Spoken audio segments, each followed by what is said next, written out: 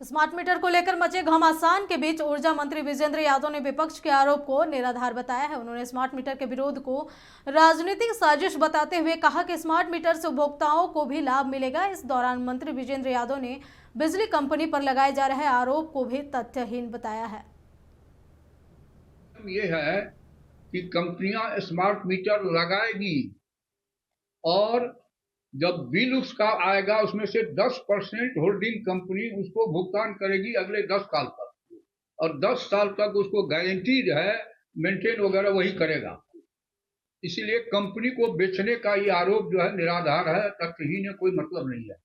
मैं बता रहा हूँ कि 50 लाख कंज्यूमर के घर में लग चुका है। अगर गड़बड़ी होती तो भयंकर आंदोलन होता। तो बहुत लोग बहुत बात अपने ज्ञान के आधार पर करते हैं। खजाना से कैसे यहाँ गड़बड़ी हो गया, उसमें कौन कानून था? आज तक इतिहास में कभी हुआ है?